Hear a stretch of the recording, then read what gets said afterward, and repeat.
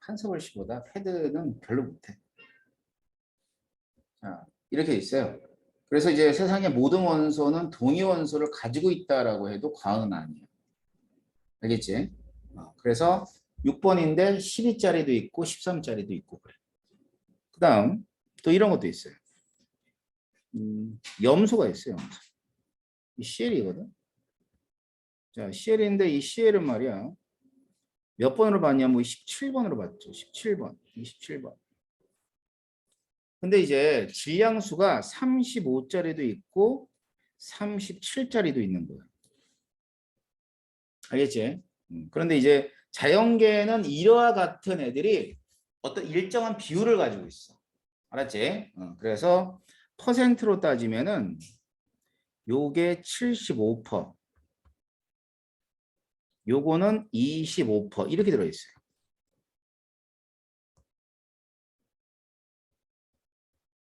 퍼센트 이렇게 돼 있단 말이야. 자, 그러면 이제 우리가 평균 원자량 구하는 방법을 배웠죠? 그러면 염소를 예를 들면 염소의 평균 원자량은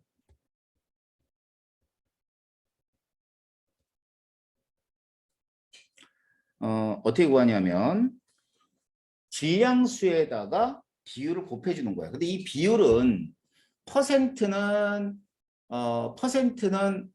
100을 곱한 게 비율에다 100을 곱한 게 퍼센트죠. 그럼 75%는 비율이 얼마야? 0.75를 하든가 4분의 3을 하든가 이렇게 되는 거야. 그러니까 35짜리가 있는데 35짜리에다가 0.75를 이렇게 곱해주고요. 그 다음에 37짜리가 있는데 37짜리에다가 0.25를 곱해주던가 4분의 1을 곱해주던가 이렇게 해주면 돼요. 이걸 막 계산을 해요. 얼마가 나오냐면 35.5라는 값이 나오게 되고 그러면 평균 원자량이 35.5가 됩니다. 자, 다른 방법도 알려줄까? 조금 쉬운 방법을 알려줄게.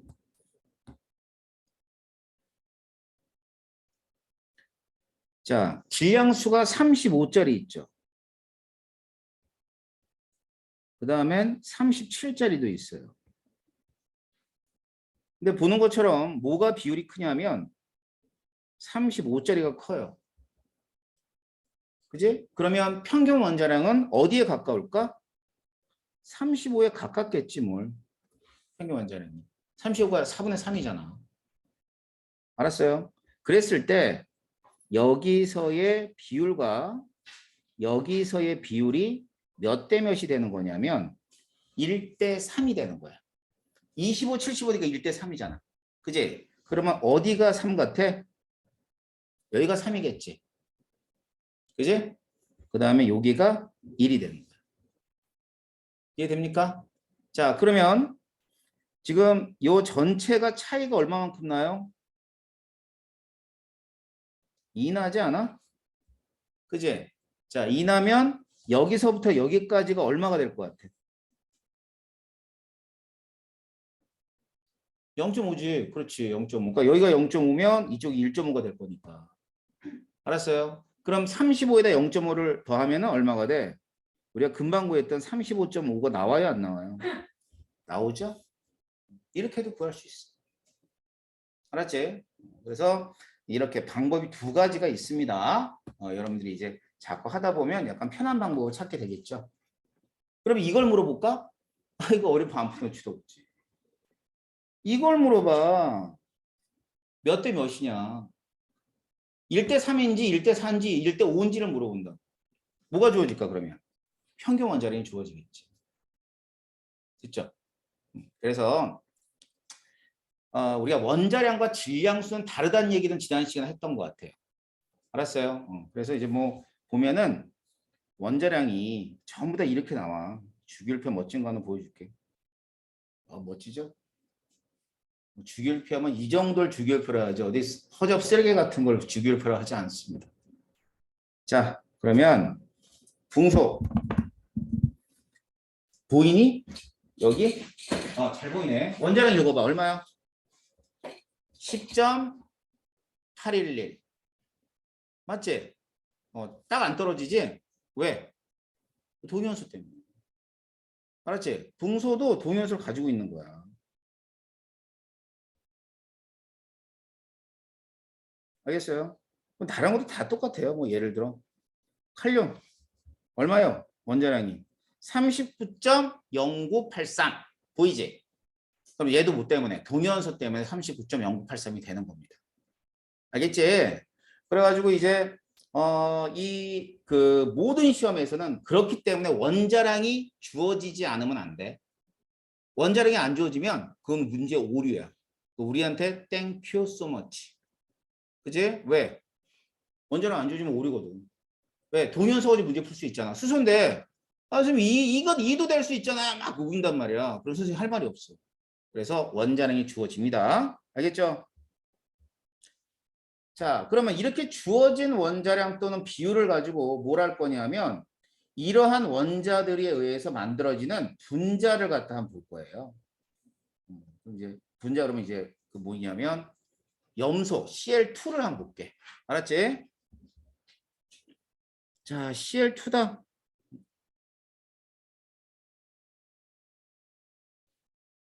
염소가 이제 두 개가 만나서 Cl2가 되는 거 아니야.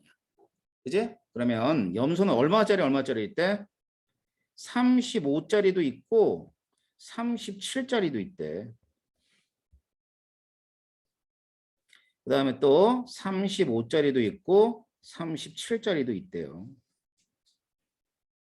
알겠지? 그럼 Cl2의 분자량은 70, 35, 35 더하니까. 그지? 그 다음에 30, 30 더하면 얼마가 돼? 72. 그 다음에 이거는 72. 얘는 74. 이렇게 되는 거야. 그럼 총 몇 가지 종류의 분자량이 존재합니까? 세 가지. 70, 72, 74. 근데 얘들도 자연계에 뭐 지멋대로 존재하진 않을 거 아니야. 이 비율이 있을 거예요. 비율. 그러면 비율은 어떻게 하냐면 35짜리가 아까 75%가 비율이 얼마였지? 4분의 3인가? 그지? 37짜리는 4분의 1이죠. 그러면 얘는 4분의 3, 37은 4분의 1 이렇게 될 겁니다. 알겠죠? 자, 그랬을 때 여러분들이 확률 배웠어요? 확률? 아, 배웠어요? 그래? 그래서 안 배웠어요? 까만 머리하고 흰 머리 만나서 얼룩머리, 아니 머리는 머리카락, 머리카락이 없지. 까만 말하고 흰 말만 해서 얼룩머리 만들어지는 확률은 어떻게 돼? 두 개 곱하면 되지. 아니야? 아, 모르는구나. 그래. 그럼 forget it. 자, 어떻게 되냐면 비율은 각각의 동위원소의 비율을 곱해요. 알았어요? 자, 곱해요. 그럼 얼마가 돼요? 70짜리 비율이 얼마야? 16분의 9. 곱셈은 할 줄 알지. 그 다음 72짜리 16분의 얼마? 3.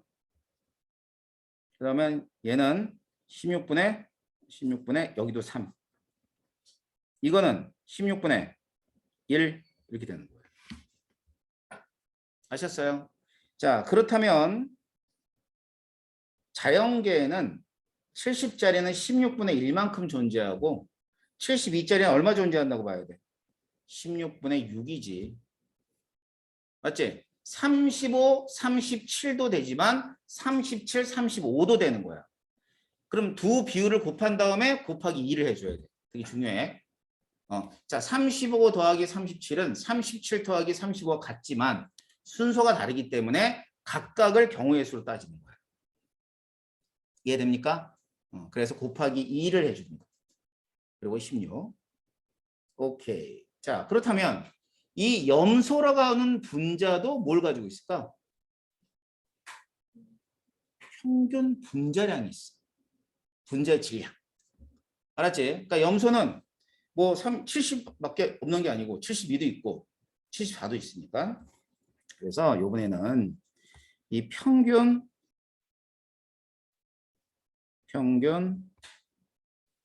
분자량을 계산하는 방법을 볼게요. 그리고 평균 원자량 계산한 거 똑같아. 분자량, 가능한 분자량의 비율을 곱한 다음에 더해주세요. 그래서 이 시그마 분자량에 곱하기 비율 해주면 돼. 그래 더해주란 말이야. 그럼 여기서는 이렇게 하면 되겠네. 자 봐. 35짜리가 있어요. 35짜리 얼마 있다고요? 16분의 9만큼 있대요. 알았지? 16분의 9. 자 35짜리 70짜리죠. 쏘리. 자 70짜리는 16분의 9가 있대요. 72짜리는 얼마 있는 거야? 16분의 6이 있는 거죠. 그 다음에 더하기 74짜리는 16분의 1이 있는 겁니다. 이걸 싹 다 더해요. 그럼 자 계산하지 않더라도 우리는 답을 알 수 있어. 얼마일까? 응? 여기 봐봐. 같아야 되지 않을까? 평균 원자량의 합이 평균 분자량이 돼야 돼. 그러니까 71이 나옵니다. 71. 무슨 말인지 아셨어요? 그럴 거 아니야. 평균 원자량의 합은 평균 분자량이 돼야 되는 건데 이제 평균 분자량을 이렇게도 구할 수 있지만 평균 원자량을 구해서 더해줘도 상관없습니다. 자, 그래서 이제 동위원소 문제가 좀 까다롭게 나와요. 응? 자, 이게 두 개인데 예를 들어서 수소 같은 경우는 H2가 있잖아. 그제? 그러면 1, 2, 3, 1, 2, 3. 그래서 분자량이 다시 자, 수소는 1, 2, 3이 있고 1, 2, 3이 있으니까 몇 가지의 분자량을 가지고 있을까? 자, 더하면 2지. 그지? 이렇게 더하면 6이네. 그럼 보자.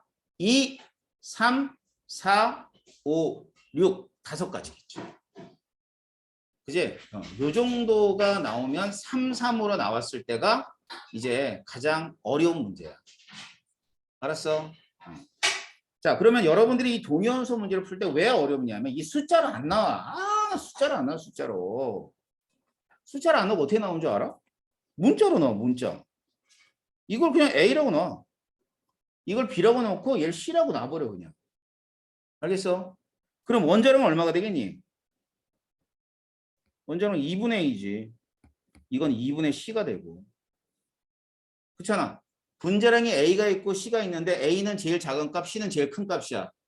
그러면 제일 작은 값은 원자량이 그러니까 질량수가 제일 작은 애의 합이겠지. 그러니까 이걸 A로 놓으면 얘는 2분의 A가 되는 거야. 이해되나? 자, 얘를 C로 놓으면 얘는 얼마가 돼? 2분의 C가 되는 거야. 그러니까 주어지는 조건에 따라서 동위원소의 질량수들 여러분이 찾아내야 되는 거죠. 알았어요? 그럼 비율 같은 것들도 당연히 미지수로 작용을 합니다. 알겠지?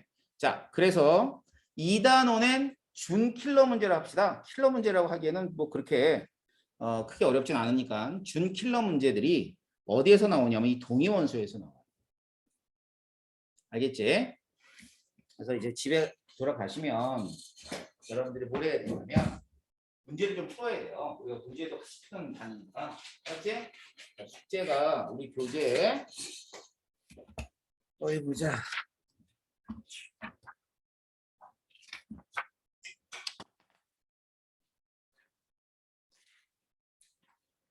자, 숙제 있어요. 선생님 교재에 보면 47페이지까지입니다. 몇 페이지부터냐면 42에서부터 47페이지까지가 숙제예요. 여기 보면 우리가 지난 시간에 배웠던 내용하고 지금 방금 배웠던 동위원소에 관계된 문제들이 같이 실려 있어. 알았지? 같이 실려 있으니까 집에 가서 짬짬이 풀어보도록 하세요. 일주일 정도면 충분히 풀 수 있겠지, 그지? 중3인데 중3 뭐 근데 중3은 공부 그렇게 신경 안 써도 되지 않냐? 아닌가? 니네 그 내신 가지고 어디 가? 특목고 가? 고등학교 내신 못 봐도 가잖아. 그렇지 않냐? 뺑뺑뺑뺑. 뺑뺑 맞지 여기? 그치? 그럼 뭐 그냥 대충 봐. 그러면 또 안 돼? 엄마가 막 뭐라 그래? 야, 제일 중요한 건 고등학교야. 알았지? 그러니까 대학이랑 직결되는 거 고등학교지. 난 선생님 아들은 중학교 때 제가 몇 점 받는지 난 하나 기억이 없나. 왜? 관심을 안 가졌거든. 그러니까 애 엄마만 다리를 치는 거야. 뭐 못 봤니 봤니. 왜 관심을 가져? 열심히 놀면 되지. 그랬는데 계속 놀더라. 고등학교 때도. 그게 문제더라고요. 자, 그래서 이와 같이 이제 그 다양한 문제들이 출제가 되니까 요거 맛보기만 하면 돼. 알았지? 자, 요번에는요. 다른 얘기를 좀 해볼게요. 우리가 지난 시간에 뭐 했냐면 원자의 구조에 관한 얘기를 했는데 어디까지 했냐면 원자의 구조 여기까지 했어. 원자는 플러스를 띠고 있는 핵과 자, 뭐가 있다? 전자가 있다. 여기까지 밝혀졌죠. 그지? 그런데 이제 핵에 대해서는 더 이상 궁금한 게 없어. 핵은 뭐뭐로 돼 있으니까. 양성자, 중성자로 돼 있으니까 오케이, that's it. 끝났어. 문제는 뭐냐면 이 전자가 어떻게 돼 있는지가 굉장히 궁금했던 거야. 뭐 누가 그렇겠어? 뭐 물리학자들이 그랬겠지. 물리하는 사람, 화학하는 사람들이 모두 다 이 전자가 어떻게 돼 있을까? 왜? 볼 수가 없어. 원자도 못 보던데 전자를 어떻게 봐? 근데 전자가 돌아다니긴 할 것 같아, 그지? 돌아다니긴 할 것 같은데 이게 대체 어떻게 돌아다닐까? 이렇게 돌아다닐지, 이렇게 돌아다닐지, 또 어떤 다른 형태로 돌아다닐지. 그러면 이제 그 누구냐 러더포드가 그랬지. 자, 전자는 원자에게 이런 식으로 원운동을 한대. 이게 미친놈이야.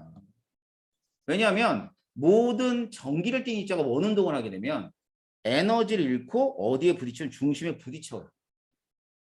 알았어? 중심에 부딪히는 거야. 그러니까 이제 그럴 수가 없는 거지. 이게 물리적으로 말이 안 되는 거야. 그래가지고 그래서 이제 보라는 사람에 의해서 원자 모형이 제한되는데 오늘은 이제 보의 원자 모형에 관한 얘기를 보도록 할게요.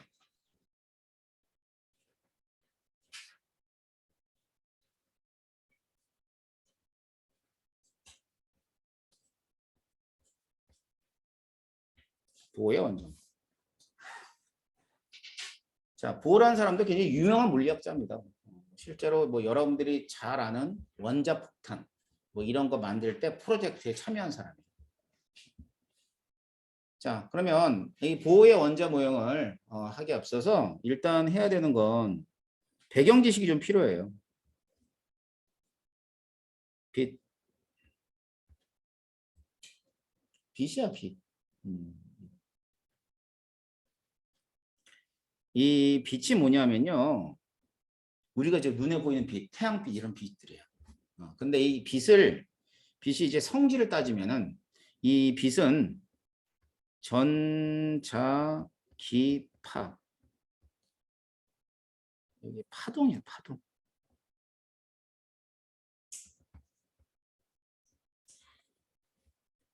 그래서 이 파동에 관한 것들을 여러분이 좀 이해를 해야 돼요. 파동은 물리에서 나오는 내용인데, 내용인데 이제 물리에서는 이 파동을 좀 깊게 배우는데 우리는 그렇게 필요 없고 파동이 대체 뭐냐는 것만 알면 돼.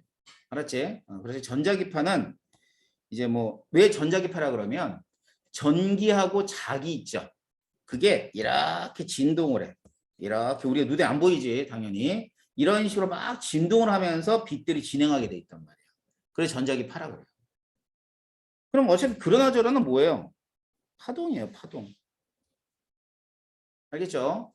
파동. 그러면 이제 이 파동이 뭔가를 좀 봐야 돼. 파동.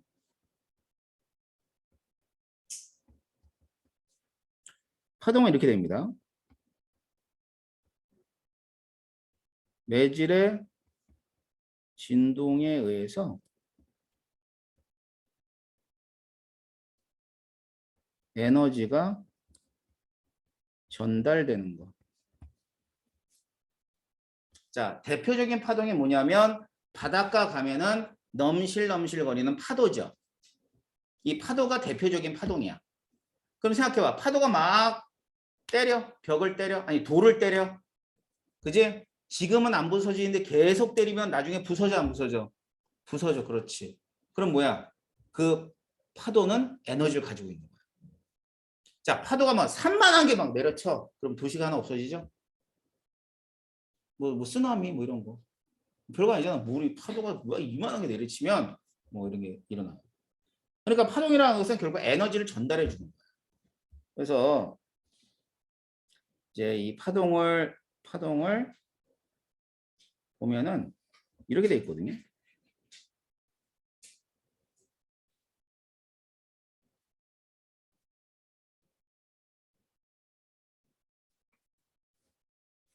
이런 식으로 되어 있어요. 그래서 이게 사실은 여기 이제 파도 생각해. 그냥 파도 생각하면 물이 있잖아. 물이 이렇게 내려갔다 다시 올라오는 거야. 파동은. 그러면서 이런 식으로 전달이 되는 거죠. 에너지가. 그러니까 매질은 진동만 해. 알았어? 우리가 마치 물이 밀려오는 것 같긴 파도가 밀려오는 것 같긴 하지만 물은 아래 위로만 움직여요. 그래서 아래 위로 움직이고 여기서 여기까지를 이제 진폭이라고 해요. 진폭. 뭐 그렇게 중요치는 않아. 진폭.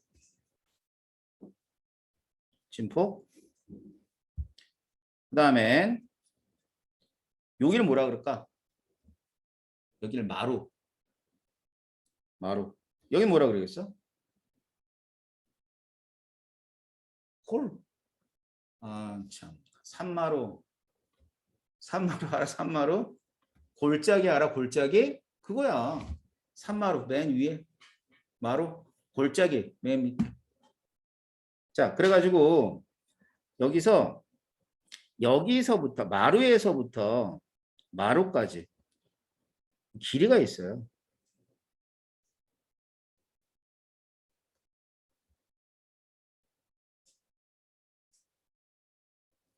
자, 그 길이를 가리켜서 뭐라고 하냐면 얘를 남다라고 남다. 그리고 이 남다는 파장이에요. 파장.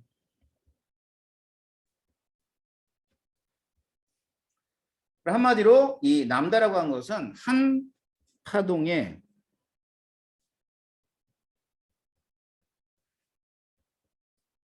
길이라고 보시면 돼요. 그러니까 단위는 미터겠죠. 그래서 이게 뭐 짧을 수도 있고 길 수도 있고. 알겠지? 다음 T는 타임의 약자야. 타임. 주기예요. 시간인데 얘는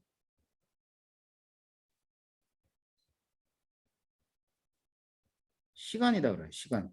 그러니까 요 세크를 썼어요. 초. 그럼 그 시간이 무슨 시간이냐면 이런 시간이야. 여기가 매질이 있었잖아.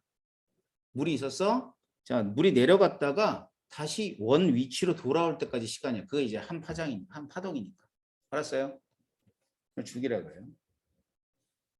그다음에는 또 뭐 있냐면 진동수라고 있습니다. 이 뮤 이렇게. 이건 진동수야. 자, 진동수는 1초 동안에 진동한 횟수. 1초 동안 진동한 횟수야. 1초 동안에 이렇게 몇 번을 진동이냐 이거지. 그럼 생각해봐. 주기가 1초야. 몇 번 진동해? 1초 동안에? 한 번. 그렇지. 주기가 0.1초야. 그러면 1초 동안 몇 번 진동해?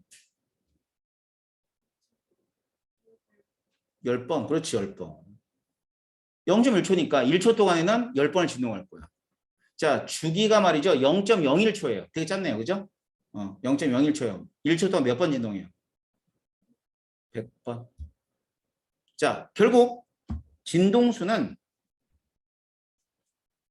진동수는요. 이렇게 쓸 수가 있어요. 주기분의 1. 그러니까 1초를 주기로 나눠줬다라고 생각하면 되겠지. 주기분의 1이니까. 그래서 얘 단위는 헤르츠라는 단위를 써요. 헤르츠. 많이 들어봤어요? 헤르츠? 네, 헤르츠였습니다. 자, 그런데 자, 파도를 보면 말이야. 파도가 말이야. 어떨 땐 굉장히 무섭게 오는 경우도 있는데 어떨 땐 넘실 올 때도 있지? 그렇잖아. 그럼 뭐가 다른 거야? 빠르기가 다른 거야. 속력이 다르다. 알았어요? 그래서 파동은 속력이 있어요. 그러니까 속도라 그럽니다. 그래서 V는 이건 알죠? 많이 쓰는 거니까. 속도. 파동의 속도는 자, 속도는 항상 시간분의 거리거든요. 그럼 파동에서 시간이 주기거든. 그지? 주기고. 그 다음에는 거리는 람다예요. T분의 람다. 근데 이거 봐봐. T분의 1이 진동수 아니었어요? 그럼 여기서 T분의 1을 진동수로 바꾸면 되겠다. 그럼 어떻게 되냐면 람다하고 진동수의 곱으로 나타내 줄 수 있어요. 단위는 미터 퍼 세크. 이렇게 되는 겁니다. 오케이. 그럼 지금 이게 파동이라는 건데. 자, 우리는 빛에 대한 얘기를 하고 있거든요. 빛. 그럼 빛도 속도가 있어 없어? 있죠. 그걸 뭐라 그러냐? 광속이라 그래. 들어봤어요? 광속? 네. 그러면 빛의 속도를 내가 C라고 할게. C. 자, C라 그러면 얘는 빛의 파장과 진동수의 곱으로 나타낼 수 있을 것이고 이때 요게 C라면서 이게 광속이라면서요. 광속. 이 광속은 일정합니다.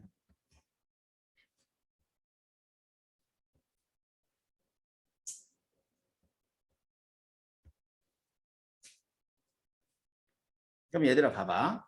곱해서 일정하면 이 두 관계가 어떤 관계라 그러죠? 그렇죠. 반비례 관계라고 그러죠. 맞지? 그러니까 파장이 짧은 빛이라는 것은 진동수가 큰 빛이라는 뜻이야. 알았지? 그 다음에 파장이 긴 빛은 진동수가 작은 빛을 의미하는 거야. 작은 빛. 이제 표현해 줄게. 자, 이런 거 어떤 빛이야? 파장이 짧고 진동수는 큰 거야. 자, 그 다음에 이렇게 왔어. 그럼 어때요? 파장은 길고 근데 진동수는 작은 거. 그렇지. 그러니까 같은 말이야. 파장이 짧다. 그럼 진동수는 큰 빛이구나. 파장이 길다. 진동수는 작은 빛이구나. 이렇게 생각하면 돼. 어차피 얘가 일정하기 때문에.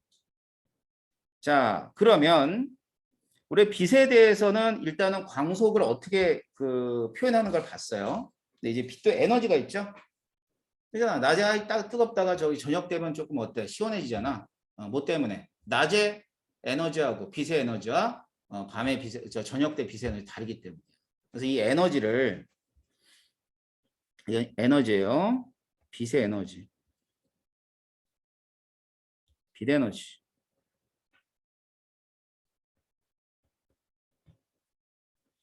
자, 빛 에너지에 관계되어 있는 내용을 이제 막스 플랑크라는 사람이 찾아냈어요. 어떻게 찾아냈냐면 플랑크라는 사람은 진동수에 비례한대요. 빛 에너지가. 그러니까 진동수가 클수록 에너지가 되게 큰 빛이지. 그지? 여기에서 여기 요 앞에 있는 이 값 있잖아. 이 값. 이게 뭐냐면 플랑크 상수라 그래가지고 물리에서는 굉장히 중요한 상수인데 뭐 우리는 별로 그렇게 중요하지 않아. 그냥 상수라는 것만 알면 돼.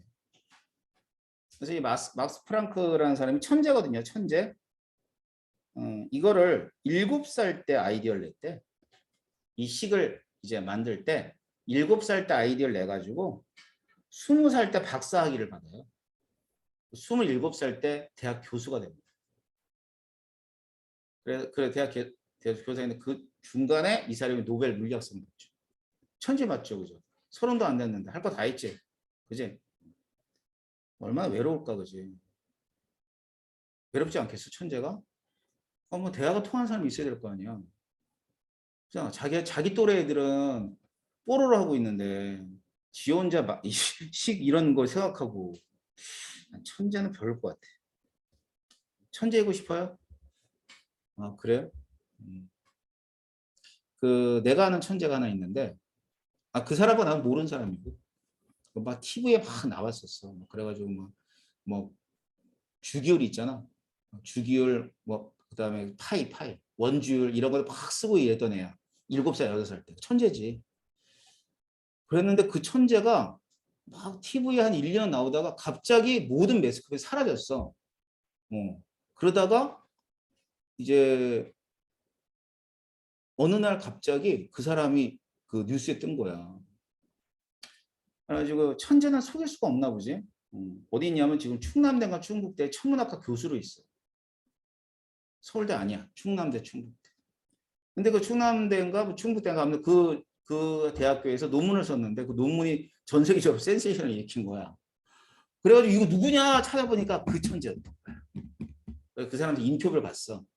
왜 사라졌냐 그러니까 제가 천재라는 얘기를 들으면서 모든 사람한테 이렇게 약간 뭐라 그러지? 따당하는 듯한 인상이. 쟤 천재니까. 그게 너무 싫었대. 그래서 그냥 평범하게 중고등학교를 다니고 대학을 들어간 거지. 대학도 서울대학을 갈 수 있었겠지, 그지? 안 갔대. 그래서 충남대가 가가지고 거기서 이제 공부를 했대. 그런데 천재를 못 숨기는 거지 뭐. 이제 논문을 쓰니까 논문이 이제 전 세계적으로 이제 센세이션을 일으켰던 논문 중에 하나입니다. 외로운 사람들이야. 우리가 좀 편하게, 그지? 편하게 살아. 이제 시간 남은 드라마 보고. 근데 막스 프랑크는 7살 때 이런 아이디어를 내가지고 식을 이제 23살 때가 완성을 해가지고 노벨 물리학상을 받죠. 자, 그런데 우리는 이 막스 프랑크라는 사람이 중요한 게 아니라 빛 에너지가 어디에 비례한다는 게 중요해. 진동수에 비례한다는 게 중요해. 그런데 이게 빛이잖아, 빛. 그러면 빛의 진동수를 이 두 개로 표현이 가능해요? 가능하죠. 람다분의 C 하면 될 거 아니야. 파장분의 광속. 그래서 얘를 갖다가 프랑크 상수 쓰고 람다분의 C로 이렇게 쓸 거예요. 자, 그럼 보세요. 자, 선생님이 상수만 동그라미 칠게. 상수. 자, 얘는 어차피 상수죠. 얘도 상수죠. 얘도 상수네요. 자, 지금 내가 동그라미 친 값은 변하는 값이야, 변하지 않는 값이야? 변하지 않는 값이야. 그렇다면 빛 에너지는 어떨 때 크냐면 진동수가 크던가 또는 파장이 짧던가. 사실은 빛에서는 같은 말이죠. 진동수가 큰 빛이 파장이 짧은 애들이니까.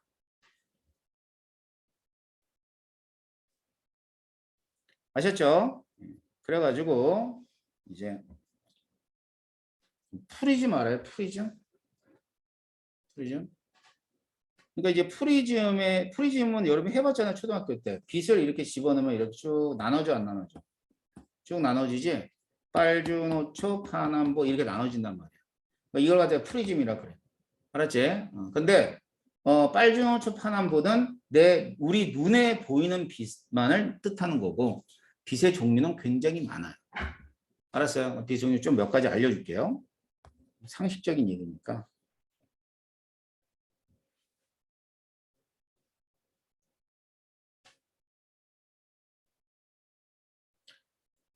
자, 보자. 이제 눈에 보이는 빛을 기준으로 할게.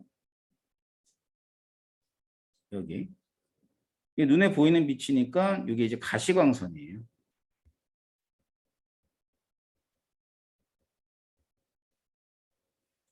그래가지고 이쪽은 보라색이야.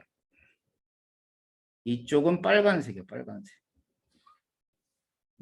보남파초, 노주빨 이렇게 될 겁니다.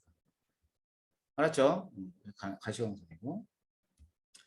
그 다음에 이 가시광선도요. 보라색과 그 다음에 보라색과 빨간색은 파장이 달라요.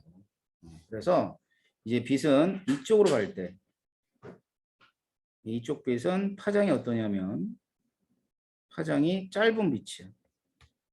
그러면 이쪽 방향은 진동순 어떨까요? 진동순 큰 빛이에요. 따라서 에너지가 어떤 애들? 에너지가 큰 빛이라고 보시면 돼요.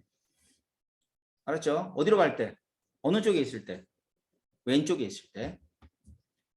그럼 이제 여러분들이 알고 있는 게 뭐 있을까?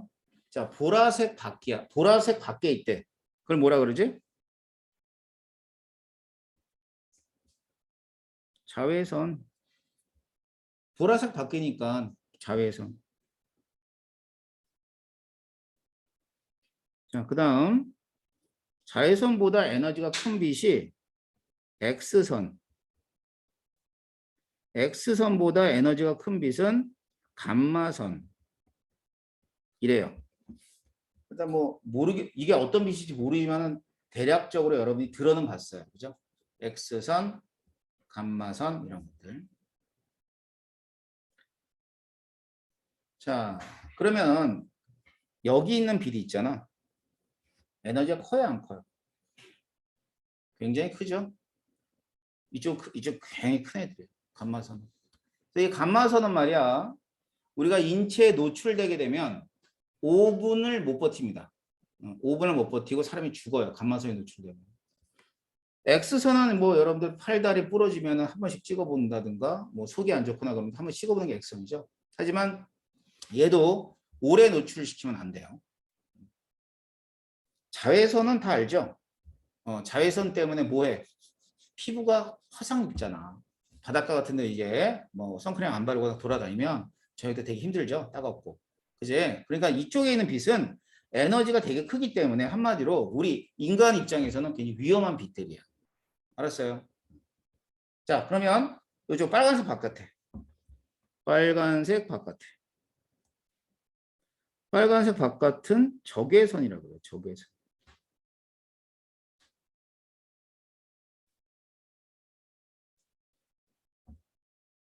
빨간색 바깥이니까 적외선이지. 그 다음에 적외선보다 이제 이쪽으로 가면 파장이 긴 쪽이죠. 파장이 길어. 파장이 길고 에너지는 작고. 그럼 이게 진동수가 작은 빛이에요. 진동수는 작은 빛. 자, 그러면 적외선보다 에너지가 작은 빛이 있는데 그게 마이크로파. 마이크로파.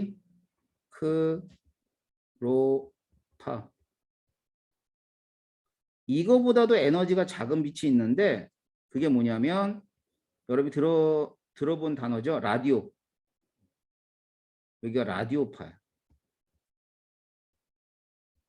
라디오파. 자, 적외선 들어봤죠? 응? 마이크로파는 뭐야? 전자레인지. 그러니까 전자레인지를 영어로 마이크로웨이브라고 그러죠. 그죠? 영어로 마이크로웨이브라고. 근데 우리나라는 전자레인지라고 그러죠. 전 세계 어느 나라를 가도 마이크로웨이브라고 그래. 대부분이. 근데 우리나라 왜 전자레인지라고 그럴까? 이게 뭐 전자가 나오는 것도 아닌데 왜 전자레인지야? 그래서 나도 그게 되게 궁금했었어. 왜 다른 나라는 마이크로웨이브인데 우리나라는 왜 전자레인지지? 그래가지고 그걸 알았어요. 어떻게 알았냐면 그래서 일본 여행을 갔었는데 일본에 호텔을 묵었죠. 그래서 이제 한국에 컵라면을 가져갔어. 컵라면 데워 먹으려고 그때 이제 내려갔죠. 그 로비에 내려가가지고 이제 내가 일본말 못하니까 영어로 얘기했지. 마이크로웨이브 어딨냐고. 못 알아들어. 못 알아들어 진짜로. 그래서 내가 걔네들 영어를 잘 못 알아들으니까 마이크로웨이브를 그 조금 굴리지 않고 마이크로웨이브 이랬어. 못 알아들어 애들이. 애들 전자레인지 뭐라 그러지? 그러니까 거기서 건너편 레인지 이러는 거야. 일본 말이야. 일본 애들도 레인지라 그러는 거야. 난 그래서 얘네들한테 나온 게 그 전자레인지구나. 그래서 이제 나 혼자 중국어를 말해 그 사람이 알아들었지. 그래서 그 레인지라는 표현이 일본 표현이더라고요. 쓰지 마세요. 일본말. 자, 그래서 마이크로웨이브. 저기 라디오 판을 알지? AM, FM 이런 것들이잖아. 얘들은 그렇게 크게 위험하지 않아요. 물론 이제 마이크로웨이브 안에 소문을 집어넣으면 손이 살짝 있긴 하겠죠. 그지? 하지만 얘네들에 비해선 그닥 위험하지는 않습니다. 자, 그럼 보세요. 지금 눈에 보이는 가시광선 이외에도 눈에 보이지 않는 빛들이 많이 있죠. 그럼 얘들의 뭐가 다 달라? 파장과 진동수가 다 달라. 그럼 이 모든 파장과 진동수에 해당하는 빛들이 쫙 해서 나눠져 나온 애들을 스펙트럼이라고 해요. 알았어요? 그래서 이런 스펙트럼을 뭐라 그러냐면 연속 스펙트럼이라고 합니다.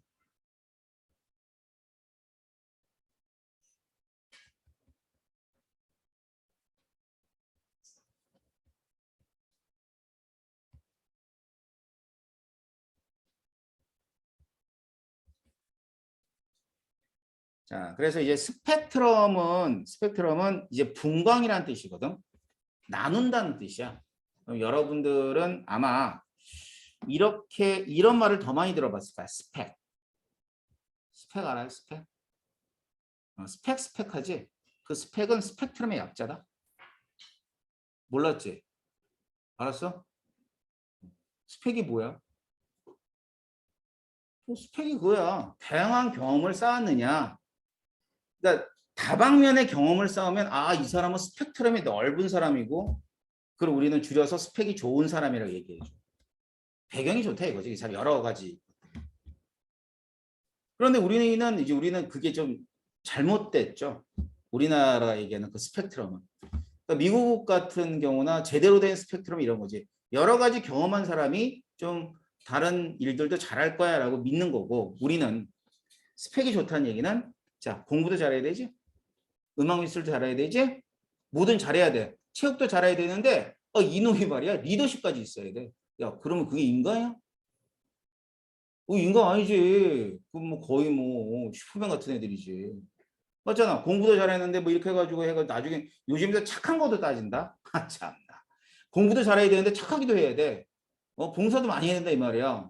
요즘에 의대 경향이 인성을 되게 많이 봐요. 그러니까 똑같은 점수대가 있으면 인성 좋은 애를 뽑아버려. 그건 이제 경험이겠지. 자기 교수들이 뽑아놓고 보니까 똘똘하긴 한데 인성이 그지 같은 거야. 지만 알고 말이야. 협동도 못하고. 그러니까 요즘은 그런 게 안 뽑아요.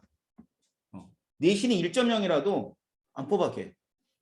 그래서 이제 인성은 되게 중요하게 지금 요즘에 자리 잡고 있어요. 그러니까 여러분들이 항상 이렇게 밝은 생각하고 알았지? 어두운 생각하지 말고 그럼 짜증나잖아. 항상 밝은 생각해가지고 여러분의 인성을 어떻게 내가 뭐 어떻게 교육을 시킬 수는 없고 여러분 스스로 좋은 인성을 만들어 가시라고요. 알았어요? 길 가다가 뭐 불쌍한 사람이 있으면 좀 도와주기도 하고 그러면 뿌듯함을 느끼면 인성이 자꾸 이렇게 발전을 해갈 거니까 요즘 많이 그렇다 그러더라고요. 근데 우리나라가 이제 잘못된 거야 스펙이. 그런 게 스펙이 아니야. 여러 경험을 했을 때가 스펙인데. 자 이제 제대로 뜻 알겠죠? 스펙트럼. 분광. 나눈다 이 뜻이에요. 자 그래서 이게 이제 뭐냐면은 우리가 지금까지 배운 내용들이 바로 빛에 관한 얘기였어요. 자 그러면 빛에 관한 얘기해서 두 번째 얘기를 해볼게요.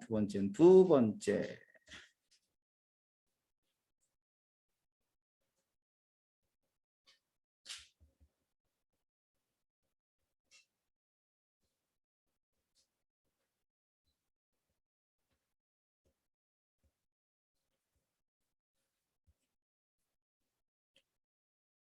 자 봅시다. 그 방정관이 있어요. 방정관. 그 방정관이 뭐 그렇게 되게 그 어려운 게 아니라 형광등, 형광등, LED 이런 거 전부 다 뭐냐면 방정관이야.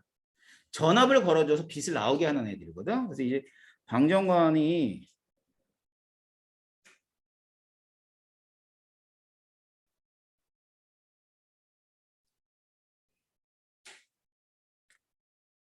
대충 이렇게 생겼어요. 관처럼 생겼고 여기에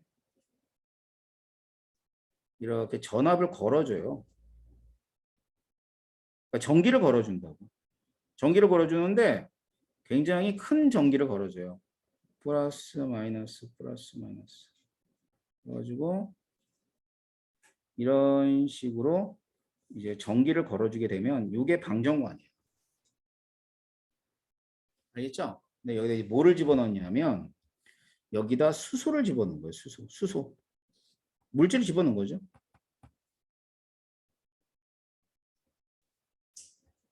H2잖아.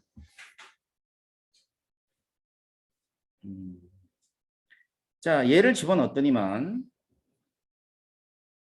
여기에서부터 이렇게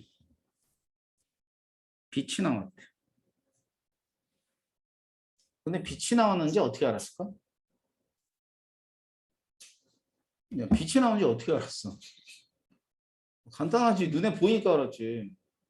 빛 나와 안 나와? 빛 나와? 그런데 보이니까 아는 거지. 그치? 그러면 이거 무슨 빛이야? 가시광선.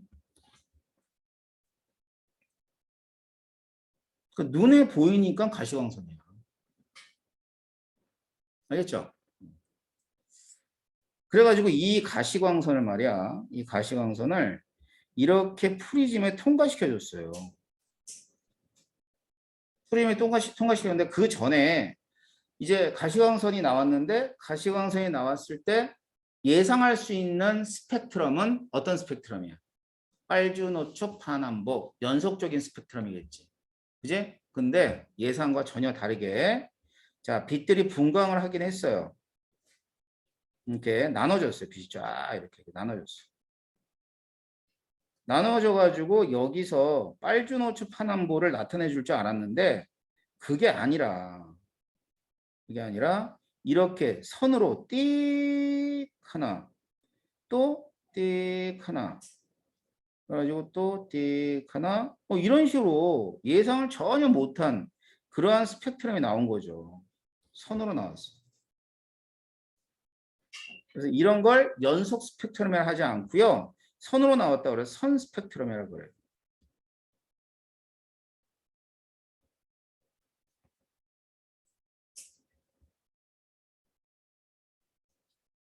자, 그럼 보세요. 이와 같은 프리즘에 통과시킨 빛이 예상과 다르게 선으로 나왔다. 그럼 결과는 두 가지네. 첫 번째 결과는 가시광선, 빛이 나왔다는 거 하나. 두 번째 결과는 그 빛은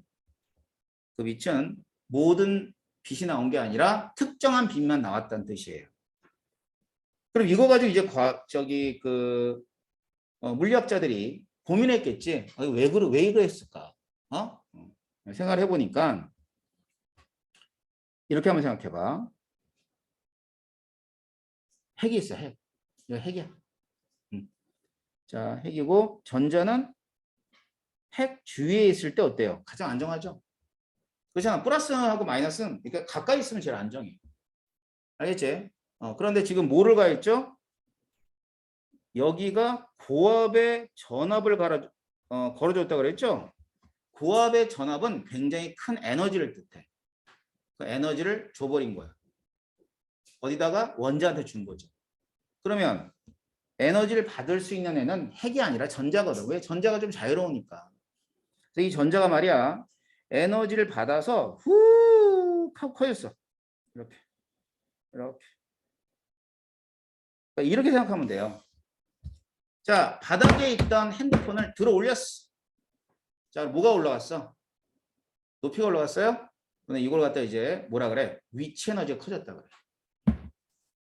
자, 그러면 이 핸드폰은 책상 위에 있을 때가 안정해? 내가 들어왔을 때가 안정해? 책상이. 이건 불안정하지? 불안정하지? 그럼 포텐셜 에너지, 다시 말하면 위치 에너지가 큰 거야. 그럼 얘는 내가 손을 놓으면 어떻게 돼? 떨어져 안 떨어져? 당연히 떨어져. 그래서 모든 물체는 큰 에너지를 가지고 있는 애는 절대로 그 상태를 유지하지 못해. 뚝 떨어지게 돼 있어. 무조건. 알겠지? 그럼 전자도 뚝 떨어져서 가장 안정한 쪽으로 가려고 그럴 거예요. 그럼 에너지 차이가 생겼어 안 생겼어? 생겼어요. 그 에너지 차이만큼이 뭐로 나오는 거야? 빛으로 나오는 거야. 여기까지 이해되죠? 그지? 자, 전자한테 에너지를 딱 줬더니만 전자가 에너지를 가지고 훅 커졌단 말이에요. 훅 커졌다가 얘가 작은 에너지가 되면서 그 에너지 차이만큼을 방출을 한 거예요. 문제는 말이야. 모든 빛이 나왔어? 아니면 특정한 빛만 나왔어?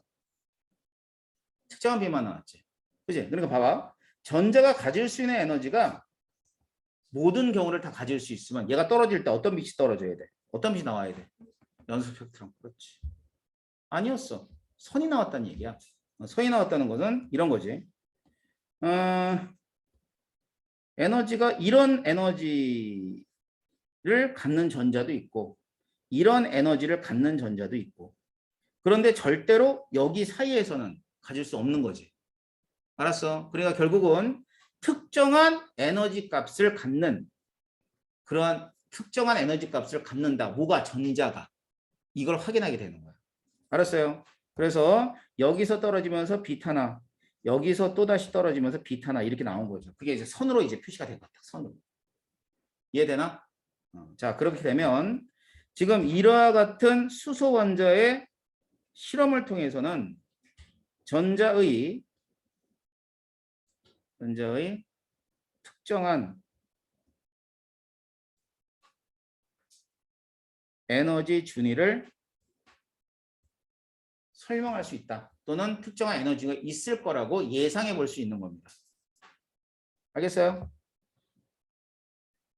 그래가지고 이제 얘가 이제 실험을 했으니까 이 스펙트럼을 논문을 발표했겠지. 이제 박사들이 논문을 딱 발표했어. 근데 중요한 건 에너지 값이 얼마인지 몰랐어. 알겠지? 어떤 값을 갖는지 몰랐어. 단지 특정 값을 가지고 있지 않겠니? 라고 이제 생각을 한 거야. 그래서 발표를 하게 돼요. 논문에서. 이렇게 해가지고 우리가 연구를 해봤더니만 이렇게 선으로 나왔어요. 여러분 이렇게 이런 식으로 선으로 나왔어요. 이렇게 하고 뭐 이게 656 나노미터 그럼 파장이네요. 미터니까. 그 다음엔 486 나노미터 434 나노미터 여기 410 이런 식으로 그럼 계속 이제 있겠지 선들이 여기에 계속 있을 거예요. 이렇게 알았어요? 자 이게 이제 발표를 하는 거야. 이렇게 나왔다고. 그러면 이제 이쪽으로 갈 때죠. 파장이 점점 짧고 에너지가 큰 빛이다. 이 정도는 우리가 앞에서 봤잖아요. 파장하고 에너지는 반비례. 그제? 그래서 발표를 해요. 발표를 딱 했더니만 이걸 이제 그 당시는 요즘에는 제일 인기 있는 그 기사거리가 뭐죠? 연예인이죠. 그지? BTS가 뭐 했다. 뭐 어쩌고저쩌고 했다. 뭐 불팽이 뭐 했다. 뭐 이런 식으로 연예 뉴스가 제일 그 핫하잖아. 근데 아니었어요. 이 당시는 제일 핫한 게 과학 뉴스였어. 왜냐하면 하루가 다르게 눈부시게 발전하는 거야. 과학이. 그게 1900년도 초반이거든요. 막 발전. 그래서 사람들이 오늘은 뭐가 발견됐을까? 이게 되게 궁금해했어요. 그러니까 과학자들은 그 당시는 슈퍼스타. 신문 일면에 다 보면 과학 뉴스였어. 난 그때 태어났어야 되는데. 지금 태어나가지고 말이야. 이제 과학에 인기가 없죠. 사람들이 막 관심을 막 가졌어요. 그래서 이걸 누가 보냐면 고등학교 수학 선생님 봐요. 고등학교 수학 선생님이 이제 이걸 보고 여기에 규칙을 찾아내. 알았어요? 근데 그 고등학교 수학 선생님이 발머야. 발머. 이 발머라는 사람이 있어요. 이 발머라는 사람이 애들은 안 가르치고 식을 딱 찾아내서 보내요. 어떤 식을 찾아내냐면 이 사람이 딱 본 거지. 656, 486 숫자만 가지고 본 거야. 숫자. 알았지? 숫자만 가지고 가가지고 내가 볼 때는 이 파장분의 1은 어떤 특정 상수가 있고요. 그 다음엔 요거 2의 제곱분의 1 마이너스 n의 제곱분의 1이고 이때 n이라고 하는 값은 3부터 시작한다. 3, 4, 5 이런 식으로 시작한다. 이렇게 얘기했어. 이게 이제 고등학교 수험생이 발견한 규칙이야. 여기 R은 그냥 상수의 비례상수. 이게 뭐 리드베리 상수라는 명칭이 있는데 그냥 여러분 상수라고 알아두세요. 자, 저는 전자의 에너지 준위가 얼마인지를 알게 된 어떤 배경들을 좀 알려드리는 겁니다. 이렇게 보내요. 보냈는데 그런데 그 물리학자나 화학자들이 아 그래 너 찾아와서 너무 고마워 이렇게 했을까 무시했을까? 무시해요. 그때나 지금이나 지들이 제일 잘하는 줄 알지. 알겠지? 그래서 공부를 할 것 같으면 끝까지 가야 돼. 어디까지? 박사. 중간에 선생님처럼 석사까지만 맡으면 짜증나.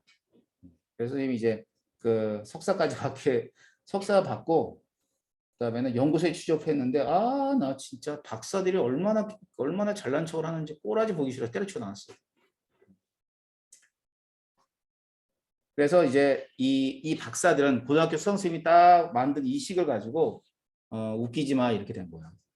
근데 전부 다는 아니었어요. 어떤 한 사람이 이걸 딱 보고 야 3을 한번 대입해 볼까? 그랬더니만 정확하게 얘가 나온 거야.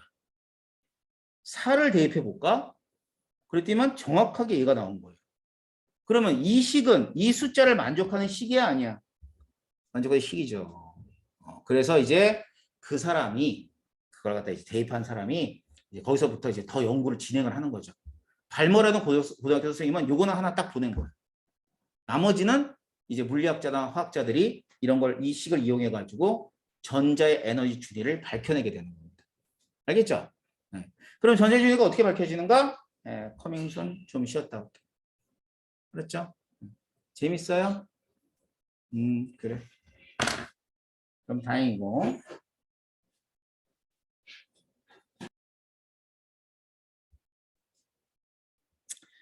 자, 여기 앞에 있는 2라는 숫자도 n이죠, n. 그지? n이겠지. 근데 이제 n이 다른 거야. n이 달라서 요 식을 이렇게 바꿔볼게요. 자, 남다분의 1인데 여기 상수 쓰고요.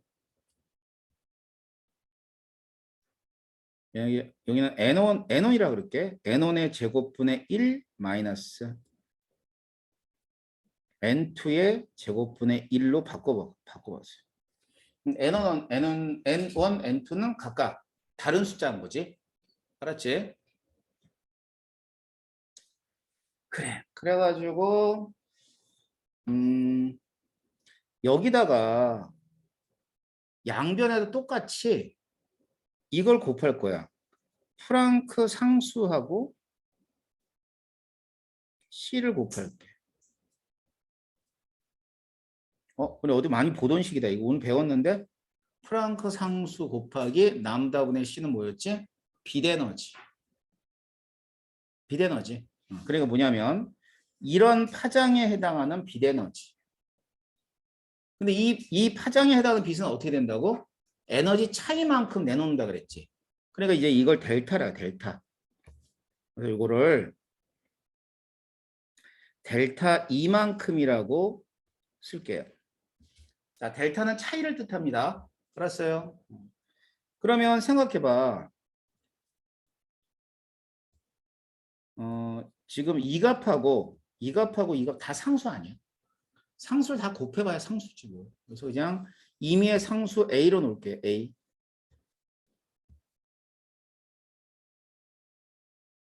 자, 이거를 상수 A로 놓을게. 이렇게. 그래 놓고 가로를 풀게요. 가로를 풀게 되면 가로가 A에다가 그다음엔 N1의 제곱 1 빼기 A에다가 N2의 제곱분의 1 이렇게 쓸 수 있겠네요. 근데 금방 선생님이 델타라고 하는 게 차이라 그랬잖아. 차이는 뭘 빼주는 거지. 그제 합은 뭘 더해주는 건데 차이는 뭘 빼주는 거야. 그럼 뭘 빼줬을까? 각각의 에너지 값을 빼주니까 차이가 나온 거야. 그러니까 전자가 갖는 에너지는 어떤 형태를 띠는 거냐면 자, 이런 형태를 띈다라고 보면 돼요. 이런 형태. 알겠지? 그러니까 이게 이제 전자가 갖는 에너지 값이야.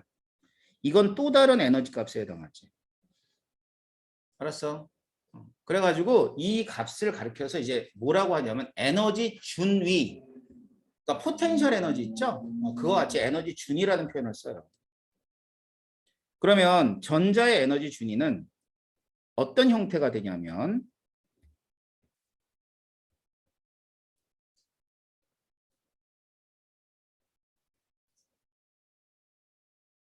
n의 제곱분의 1의 형태가 되는 거야.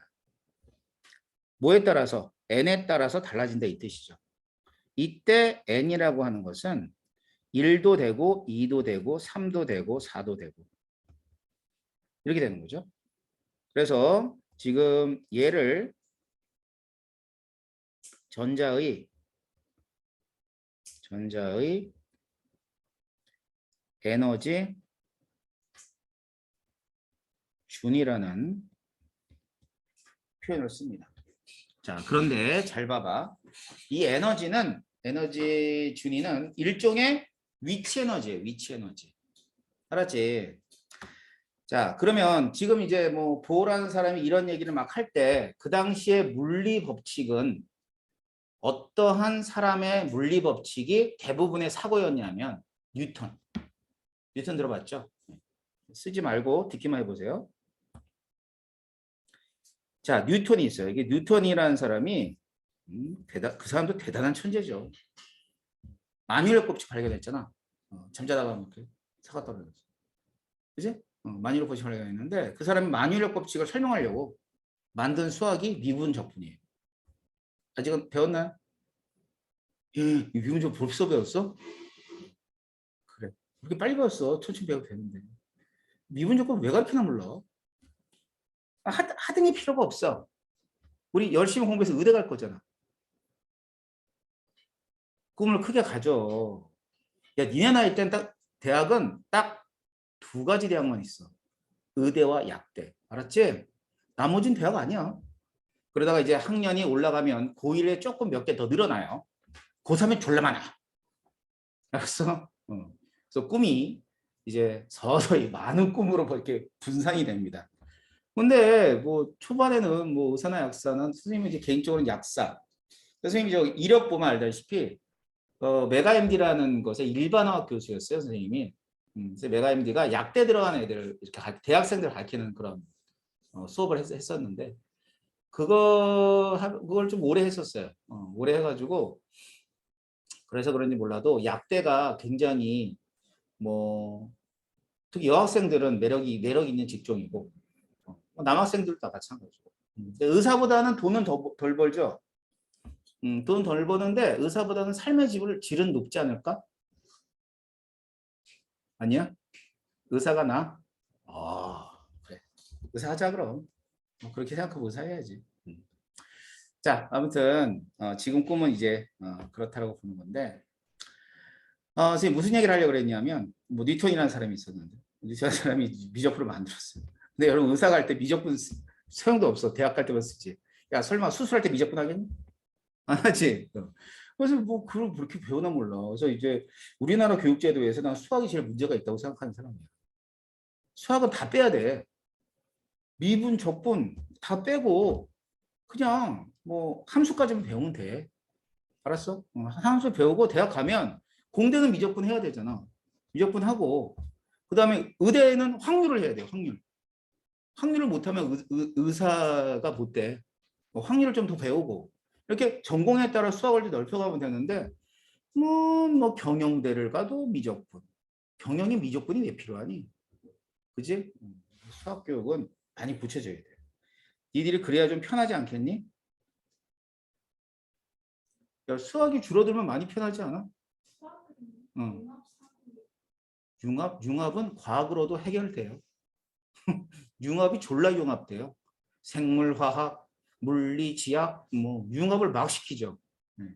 근데 왜 그게 그걸 안 하냐면 여러분은 태어나기 한참 전이네요. 97년도? 97년도 과학이 융합과학이었어요. 그래가지고 이게 생물 문제인지 화학 문제인지 몰라. 물리 문제인지 지학 문제인지 몰라. 뭐 아무튼 풀어내야 돼. 그래가지고 100점 만점에 20점 맞는 애가 수록 빽빽 해서 했어. 1년인가 2년 가다가 폐지했어요. 아니다. 이거는 아니다. 그래서 그때 굉장히 과학이 어려웠어요. 그러다가 이제 쉬운 그런 시험을 봤겠죠. 수학. 그러면 수학이 뜬 겁니다. 옛날에 수학 그 선생들은 내 앞에서 밥도 못 먹었어요. 과학이 1등이었거든. 그때는. 그래서 어디서 나 앞에서 밥을 먹어? 야, 꺼져. 뭐 이랬는데 요즘에는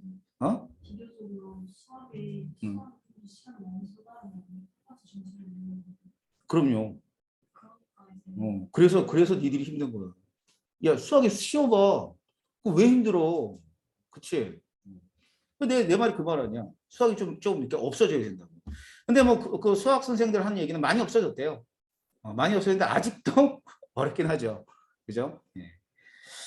그래서 이제 선생님이 이제 과학을 가르치면서 그 학생들이 할 수 있는 얘기는 뭐냐면 수학의 절반만 투자해도 똑같은 점수를 얻는다. 그렇죠? 예. 그러니까 굉장히 효율적인 과목이다. 맞잖아. 그런데 뒤지게 안 하죠. 예, 문제는 안 합니다. 안 하니까 점수가 나오나 안 나오지. 야, 아무리 쉬워도 안 하면 모르면 어려운 거 아니야? 그러니까 세상에 제일 어려운 문제는 모르는 문제야. 그치? 수학도 아니고 뭐 영어도 아니고 국어도 아니고 제일 모르는 문제가 제일 어렵죠. 그래서 과학을 미리미리 서두르는 여러분들은 굉장히 잘하시는 거예요. 그거다 또 굉장히 행운일 수 있죠. 저를 만났죠. 야, 이거 진짜 행운이야, 얘들아. 농담하는 것 같네. 아무튼 그렇다고요. 이제 뉴턴 얘기 좀 해봅시다. 이 뉴턴이라는 사람이 이렇게 해서 이제 뭘 얘기했냐면 뉴턴은 이제 여기 이제 지구가 왜 삐뚤어냐? 자, 지구가 이렇게 있어요. 지구가 이렇게 있고 뭐 어떤 물체가 있어요. 물체가 이제 이렇게 있어. 그럼 이제 만유인력이 작용하잖아. 그럼 만유인력이 작용하는데 이 만유인력은 거리의 제곱에 반비례해요. 제일 가까울 때 힘이 최대야, 최대. 가장 커. 뒤따 커. 알았지? 자, 그러면 이걸 어떻게 표현하냐면 에너지로 봤을 때는 포텐셜 에너지가 제일 작아. 어디가? 힘이 클 때. 그러니까 힘과 에너지는 반대의 어떤 경향이라고 생각하면 돼. 왜 반대가 되는지 좀 이따 알려드릴 거고. 힘이 크면 에너지는 작아. 이해됐어? 안정하잖아. 아까 얘기했잖아. 이렇게 딱 달라붙어 있으면 안정이 안 불안정이. 안정하지? 그리고 위치는 제일 작은 거야. 이 물체가 떨어집니다. 떨어뜨려 볼게. 자, 이렇게 떨어졌어. 그러면 힘은 줄어들어? 아니면 늘어나? 힘은 줄어들어. 그치? 힘은 줄어들어. 그 다음에는 포텐셜 에너지는 늘어나겠죠. 이제 반대니까. 알았지? 힘은 점점 작아지는데 포텐셜이 점점 커지는 거야. 알겠지? 그래가지고 이 물체 어디까지 보내는 거냐면 이 물체를 저기 이 거리가 말이죠. 여기서부터 여기까지 거리가 있을 거 아니야. 거리. 그지? 이 거리가 무한대 있는 곳으로 딱 보냈다고 생각해봐. 그러면은 힘은 얼마가 될까요? 그렇죠. 0. 야, 무한대 있는데 뭘 0이지 뭘. 그러면 에너지는 얼마가 될까? 0. 야, 힘이 없는데 에너지가 어딨냐? 자, 무중력이야. 책상면에 핸드폰이 있어. 이거 들어 올렸어. 그럼 포텐셜이 있겠니 없겠니? 없죠. 힘이 없잖아. 그러니까 힘이 없으니까 에너지도 0이야. 그런데 이건 무슨 값이에요? 최소. 이거는 최대. 맞지? 에너지는 계속 작아지는데 이제 힘은 계속 작아지는데 에너지는 계속 커지니까 거리가 무한대일 때가 에너지가 얼마가 돼? 최대가 되는 거야. 자, 이쪽은 작은 쪽이야, 큰 쪽이야, 에너지가. 아, 그렇지. 그럼 이 최대가 0이면 이거는 무슨 값이 돼야 돼? 음수가 돼야지. 이해돼? 이해됐어? 그래서 포텐셜 에너지가 음수야. 음수가 나와. 근데 왜 이렇게 표현할 수밖에 없는 거냐면 이게 좀 어려운데 몰라도 되는데 우리가 포텐셜 에너지를 이렇게 표현해요. 그러니까 힘을 적분해 준 거야. 그러면 포텐셜 에너지가 돼. 적분 한번 생각해봐. 힘이 뭐야? R 제곱에 라지엠 스몰 m이잖아. 그러면 R 제곱분의 1을 적분하면 마이너스 R분의 1이 나와. 니네 알아먹어? 대단한 걸 이것들. 근데 왜 화를 못하고 있지? 왜 그랬어 니네? 이것도 아는 놈들이. 그래서 포텐셜은 이제 뭐가 돼? 음수가 되는 거야. 알았어. 마이너스 붙는단 말이야. 몰라도 돼요. 아무튼. 쉽게 설명해 줬잖아. 가장 큰 데가 0이야. 그러면 나머지는 다 뭐야? 음수값이 돼야 되는 거야. 그러니까 이때 이 보어라는 사람은 이 뉴턴의 어떤 생각들을 그대로 받아들일 수밖에 없지. 왜? 어마무지한 이론이거든. 여러분 뉴턴의 그 만유인력 법칙이 어마무지한 이론이라는 걸 모르지만 이 과학하는 사람들은 알아요. 왜 아냐면 이 뉴턴의 만유인력 법칙을 다른 방법으로 해석하려다가 나온 게 아인슈타인의 상대성 이론이야. 상대성 이론은 별게 아니야. 아인슈타인이 야 XY G를 딱 놓고 막 풀이를 했는데 시간축을 한번 넣어볼까? 시간축을 딱 집어넣었어. 그게 4차원이야.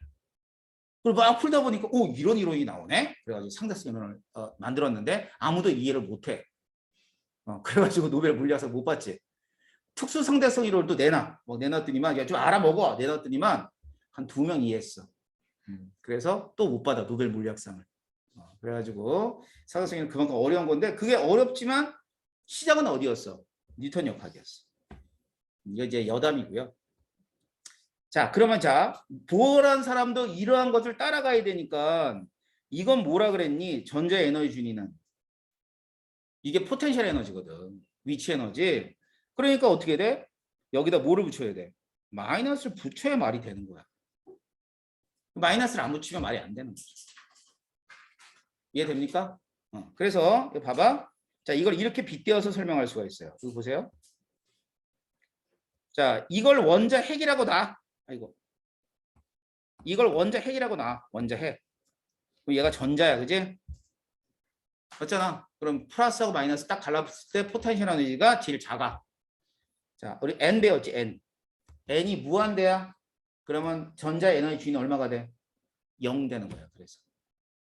이해됩니까? 왜 이렇게 이 식이 나왔는지? 그래서 이 발머시로부터 전자의 에너지 준위는 어떻게 된다? 이렇게 된다는 걸 알게 된 거죠. 이때 마이너스의 의미는 어디에 있다? 위치 에너지. 그래서 전자의 에너지는 다른 말로 얘기하면 전자들의 위치 에너지라고 생각하면 돼요. 그래서 작은 쪽이 있고 큰 쪽이 있는 거죠. 오케이. 그러면 이걸 그래프로 나타내 보는 거야. 그래프로 나타내.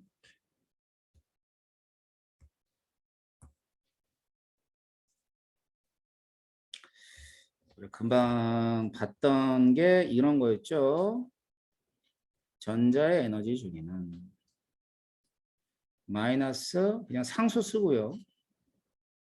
n의 제곱분의 1이야 라고 이제 나타내 준 겁니다. 그리고 n이라고 하는 값은 1, 2, 3 해서 뭐 결국 무한대까지 있어요. 자, 그럼 얘 그래프로 그릴게. 그래프로 그려보자. 그럼 이제 y축이 뭐에 해당하냐면 y축이 포텐셜 에너지야. 자, 그러면 이제 n이 무한대일 때, n이 1일 때 이렇게 놓을게. 그러면 n이 1일 때는 1을 요 식에다 대입하면 되겠지. 그럼 얼마 나오니? 마이너스 A가 나오죠. 자, 그 다음에 n이 무한대일 때는 대입해 보면 0 나오죠. 그래서 가장 큰 에너지가 0이고 나머지 에너지들은 음수가 되는 겁니다. 알았죠? 그럼 n이 2일 때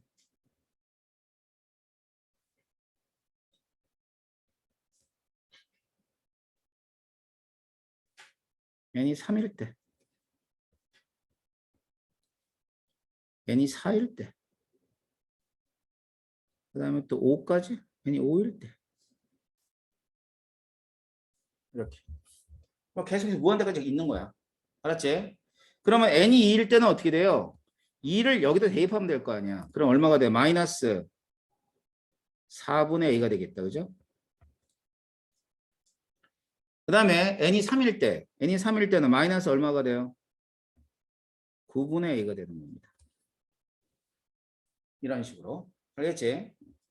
오케이. 그럼 이제 우리가 이제 이 전자의 에너지 준위를 그래프로 나타내 주니까 이런 그림을 그릴 수 있었어요. 그럼 봅시다. 그럼 보니까는 첫 번째 이 그래프에서 알 수 있는 거. 이거예요. 전자의 에너지 준위는 불연속적이다. 자, 연속이란 말과 불연속이란 말의 의미는 이런 거예요. 연속은 이런 거지. 1 다음에 1.0000001. 그 다음에 1.00002. 이게 연속이야. 불연속은 1 다음에 절대 그런 값을 안 가져. 그게 바로 2야. 무슨 말이냐면 전자의 에너지 주위는 이 값은 같지만 절대로 이 값은 가질 수 있다 없다. 절대로 못 갖는 거야. 그래서 이걸 불연속이라고 해요. 그래서 이 불연속이라 그러고 이걸 다른 걸로 이제 하면 계단 모형이라. 이것도 이제 여러분 계단 모형을 어떻게 이해하시면 되냐면 이렇게 되면 언덕이거든요. 근데 언덕인데 이 언덕에 있는 모든 위치에서 공이 존재할 수가 있어. 맞지? 이건 연속적인 개념이야. 불연속적은 계단. 계단 생각해봐. 자, 공을 떨어뜨리면 공이 여기 아니면 여기 있을 수 있죠. 중간에 없어요. 여기 아니면 여기 있을 수 있잖아. 그러니까 이런 걸 계단 모형이라 얘기합니다. 불연속적이다 이런 뜻이야. 알았지? 자, 그 다음 두 번째.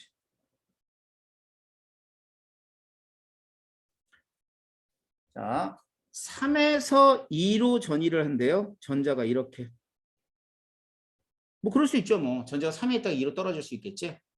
그지? 그러면 얘는 델타 2만큼을 뭐를 하죠? 방출을 해요. 방출. 에너지 차이만큼 내놔야 될 거 아니야. 큰 에너지가 작은 에너지가 됐으니까. 자, 그래서 전자가 3에 있다가 그다음엔 2로 이렇게 떨어지게 되면 얼마만큼 방출한다고? 델타 2만큼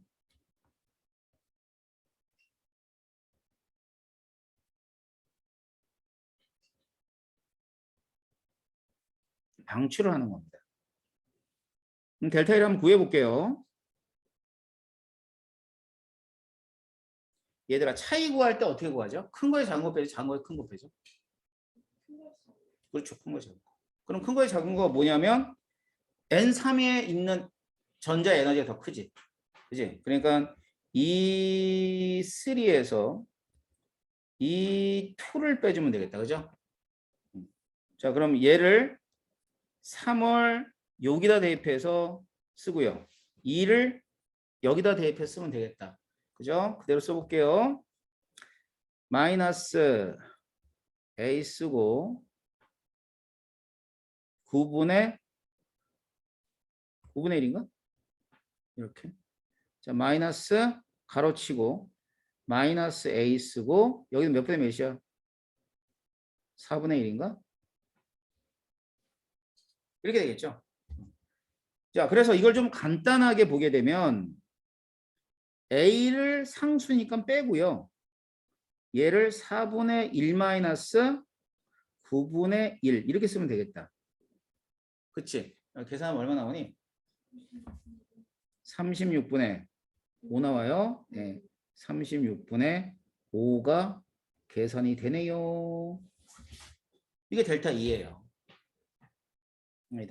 A를 써야죠. 여기서는. 이렇게. 자, 그럼 이걸 갖다가 우리가 조금 더 일반화해서 선생님이 얘기해 보면 보통 이제 보의 원자 모형에서는 원자핵이 여기 있다고 생각해. 알았지? 그러면 이쪽은 원자에 가까운 쪽이니까 안쪽이라 그러고요. 이쪽은 바깥쪽이라 생각하면 돼. 알았죠?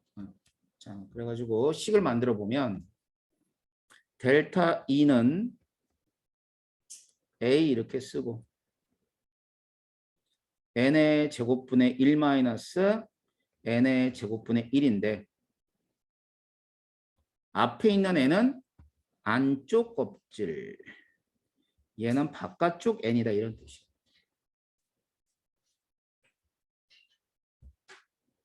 알겠지? 안쪽 그다음엔 바깥쪽. 그러니까 안쪽의 제곱분의 1 마이너스 바깥의 제곱분의 1이 돼. 그러면요, 이 식은 왜 편리하냐면 항상 양수값이야. 그렇겠지? 항상 양수값이 나와요. 그래서 이만큼을 방출한다. 혹은 자 전자가 이렇게 갔을 때 그럼 뭐만큼? 델타 이만큼을 뭐한다? 흡수한다. 이렇게 표현이 가능하니까 편리한 관계식 중에 하나입니다. 그럼 보세요. 자, 에너지가 여기 있는 전자가 여기 전자가 있거든요. 이 전자가 여기까지 갈 수는 있어. 요만큼 흡수하면. 근데 여기 있는 전자가 이렇게는 갈 수 있어 없어? 절대로 못 가. 아예 흡수하지 못하는 거야. 그러니까 이거보다 에너지가 큰 애를 줘봤자 얘는 흡수가 안 돼. 근데 이건 되지. 자, 이만큼의 에너지를 흡수할 수 있다면 요만큼은 흡수할 수 있는 거지. 그지? 요 중간에 해당하는 에너지는 흡수가 안 돼. 뭐 모자라는 건 당연히 안 되죠. 모자라는 건 안 되는데 넘쳐도 딱 델타 2만큼은 흡수하게 됩니다. 이해됩니까? 네. 자, 지금 우리가 하고 있는 게 무슨 원자? 수소 원자. 자, 수소 원자 전자 몇 개 있어요? 한 개. 그러면 가장 안정할 때 전자가 어디 있을까? n이 1인데 있을까? 2인데 있을까? 1. 이 전자가 있는 거예요. 여기다 에너지 준다? 어디로 보낼 거냐면요. 쭉 보낼 거야. 저기 어디까지 보냈어요? 무한대까지 보냈어.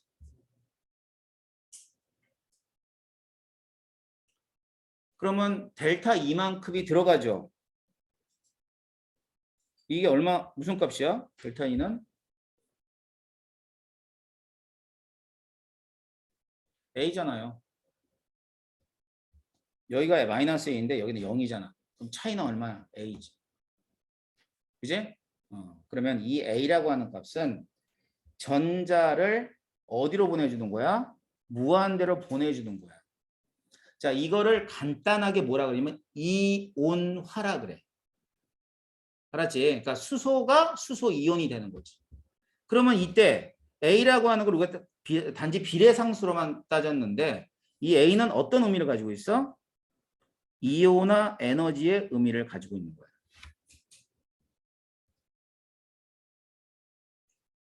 아셨죠? 네. 자, 그래서 이제 세 번째 중요한 사실을 알았네요.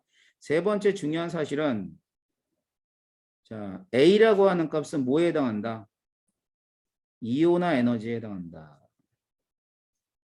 근데 이제 정확히 얘기하면 어떤 원자의 이온화 에너지냐면 수소 원자의 이온화 에너지예요.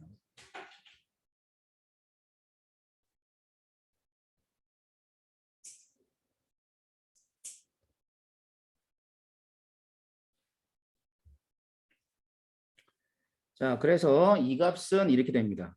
1312 킬로줄 퍼 몰. 이렇게 나와요. 이제 그럼 상수 A를 쓸 필요 없이 이온 에너지를 쓰면 되겠네요. 맞죠?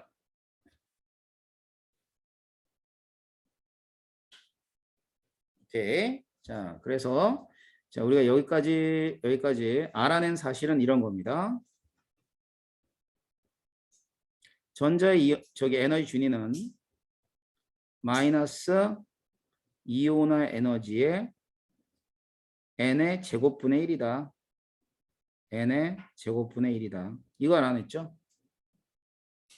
그죠? 그리고 이때 요 이온화 에너지라고 하는 것은 1312 kJ/몰이다. 그 다음에 n이라고 하는 값은 1 아니면 2 아니면 3 아니면 4다. 이렇게. 또한 델타 E는 자, 이온화 에너지 쓰고요.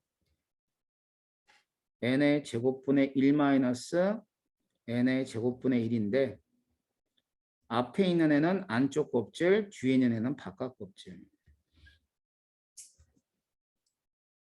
자, 이렇게 두 가지를 알아냈단 말이에요. 아셨죠? 그래서 이제 얘네들을 이제 그래프로 그려보면 뭐 똑같은 그래프겠죠. 금방 그렸던 거.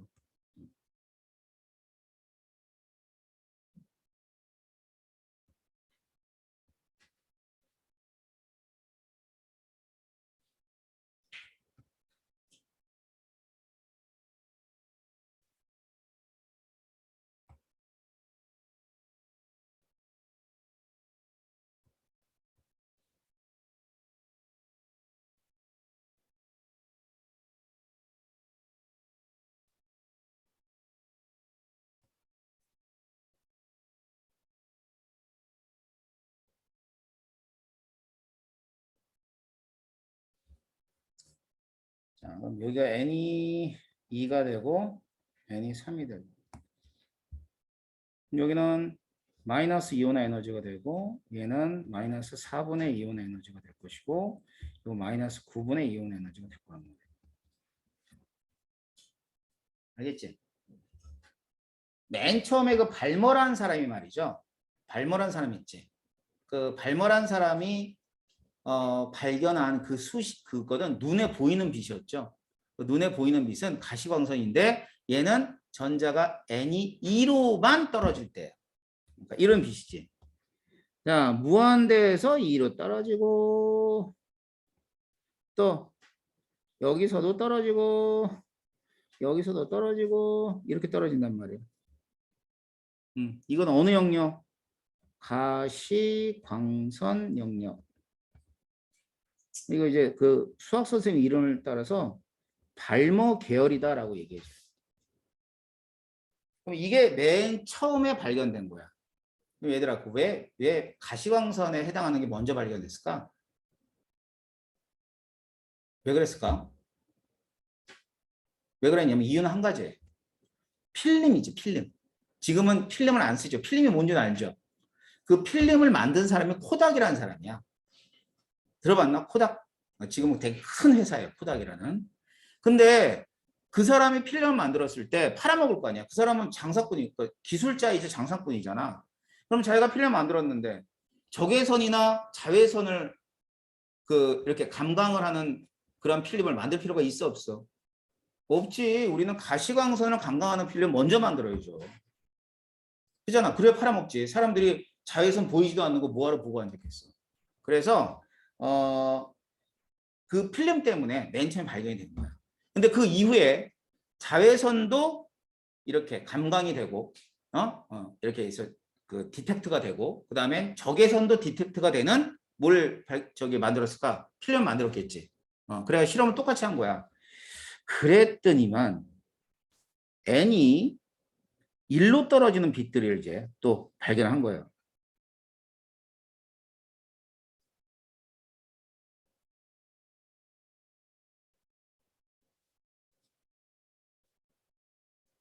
뭐 이런 식으로.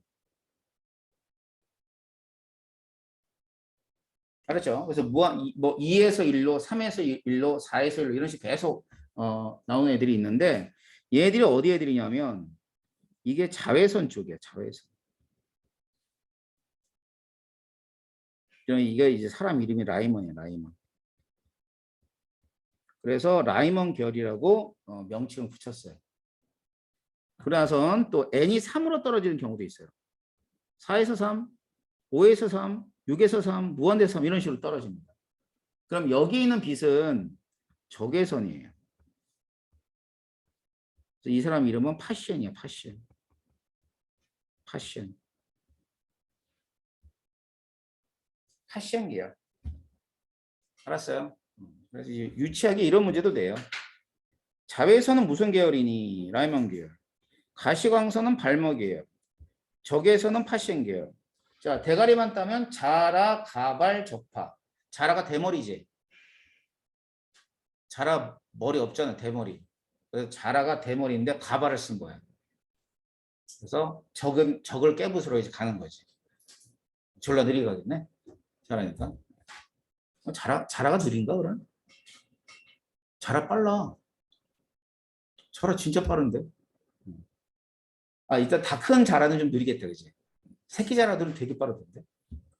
자, 아무튼 이게 이제 바로 이렇게 된 거예요.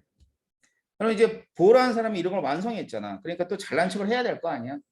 이제 어떤 잘난 척을 하냐면 모형을 이제 얘기하는 모형. 뭐 이런 거 이제 푸딩 모형 지난시간에 배웠지? 행성 모형 이런 거 배웠지? 그래서 보가 그런 말이야. 내가 생각할 때 원자는 이런 식으로 설명을 할 수 있어라고 이제 잘난 척을 합니다.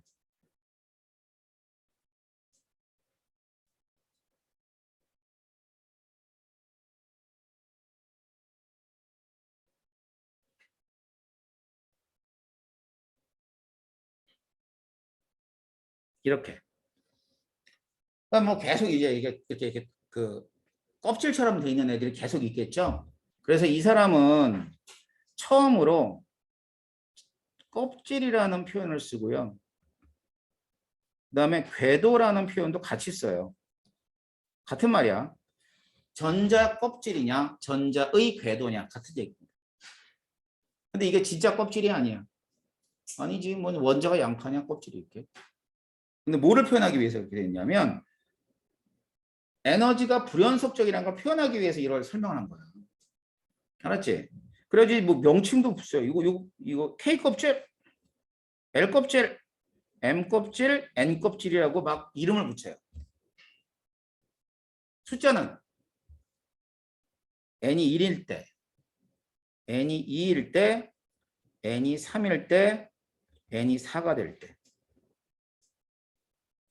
그러면 얘가 진짜 껍질은 아니라면서요. 그럼 뭐를 얘기하고 있는 거죠? 이걸 얘기하고 있죠. 에너지 준위가 불연속적이라는 걸 얘기하고 있는 거야. 3, 4. 알았지? 그러니까 E1이다, E2다, E3다, E4다. 결정되어 있다 이 말이지. 그러면 전자는 어디에 있을 때 가장 안정하다 그랬냐면 첫 번째 K 껍질에 있을 때 제일 안정해요. 그럼 이런 걸 가리켜서 가장 안정할 때를 바닥 상태라고 그래요. 바닥 상태.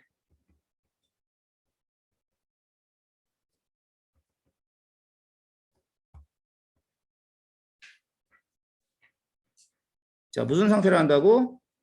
바닥 상태. 그라운드 스테이트. 자, 얘를 갖다 이렇게 보내줍니다. 에너지를 크게 해주는 거죠. 자, 그럼 이렇게 에너지가 큰 상태의 전자를 들뜬 상태. 들뜬 상태. excite state. exciting. 흥분된다 이 말이지? 그지? 똑같아요. 들뜬 상태. 그러면 이때는 델타 E만큼을 흡수한대요, 방출한대요? 흡수. 근데 흡수하는 에너지는 다양해. 빛에너지도 되고 전기에너지도 돼. 알았지? 그러면 들뜬 상태에 있는 전자가 이렇게 해서 바닥 상태로 떨어질 때는 흡수해요, 방출해요? 방출하겠지? 그것도 얼마만큼? 델타 E만큼을 방출을 하는데 이때 중요한 건 방출할 때는 반드시 무슨 에너지 형태로? 빛에너지 형태로 방출을 합니다. 빛으로 나오는 거야, 빛으로. 알겠지? 빛에너지 형태로 방출이 된다. 뭔 얘기인지 알겠어요? 이렇게 되는 거예요. 자, 그래서 이런 것들이 보호의 원자 모형인데 그럼 어떤 유형으로 이제 문제가 나오는가 그 잠깐 설명을 해드릴게요. 여기까지 하면 이제 끝날 것 같아요. 보세요. 자, 우리가 이제 배웠으니까 더 필요해? 괜찮아?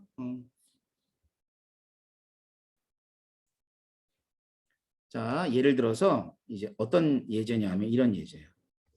전자가 있는데 전자가 n이 3인 곳에서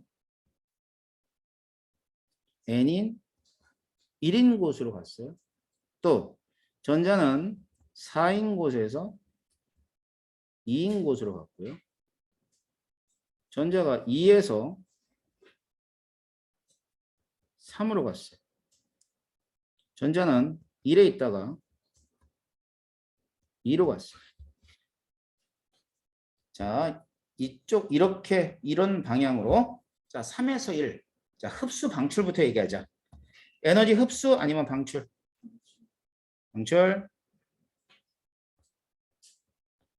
4에서 2. 방출. 2에서 3. 흡수. 1에서 2. 응? 흡수. 오, 잘했어. 그런데 빛의 종류가 있을 거야. 자, 3에서 1 무슨 빛이에요? 무슨 뭐? 3에서 1은 어떤 종류의 빛을 방출할까? 라이먼 계열. 그럼 뭐야? 자외선. 그렇지, 그렇지. 그 노트 봐. 모르겠으면. 아직 안 해왔잖아. 자, 뭐 방출한다고? 자외선 방출. 자, 4에서 2 뭐가? 그렇지. 자, 2에서 3 흡수한대. 뭐 흡수해?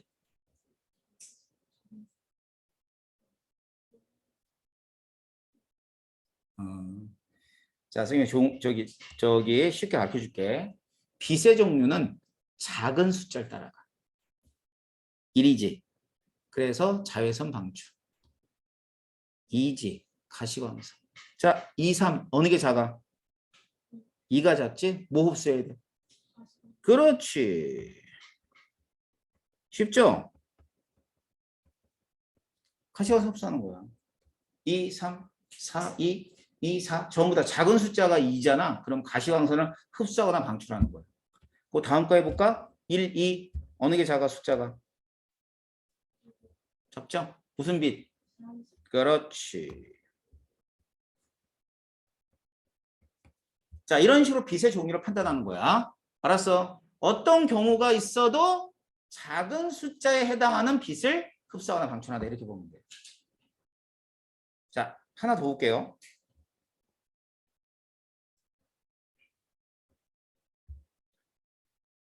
이제 문제에 이제 선 스펙트럼이요. 이렇게 나오는데 선 스펙트럼 어떻게 나오냐면 이렇게 문제 주어져요. 뭐 가시광과 적외선이다, 가시광선하고 자외선이다 이런 식으로 주어져. 주어지면 이 선을 보게 되면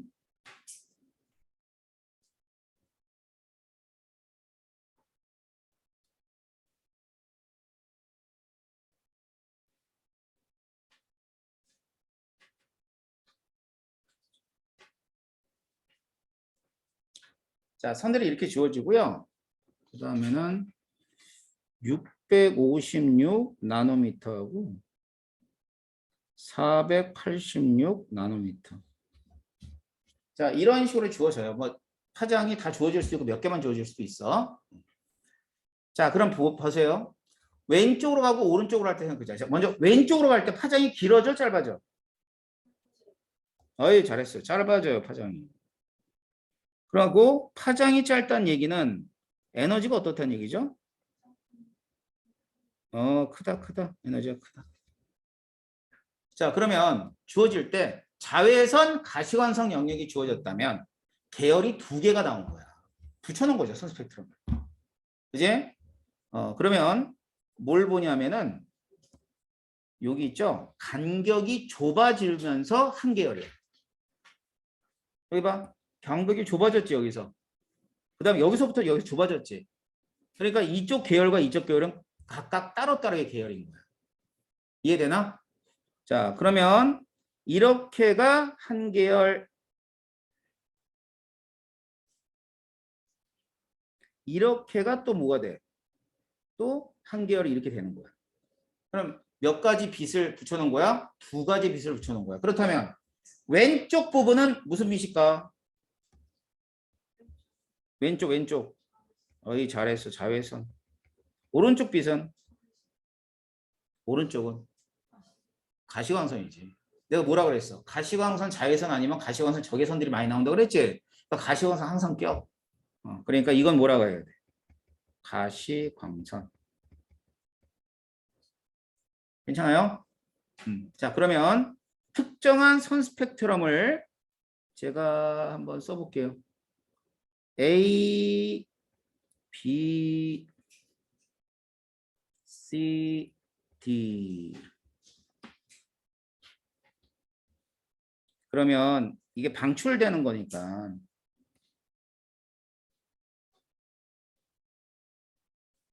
A가 있어요.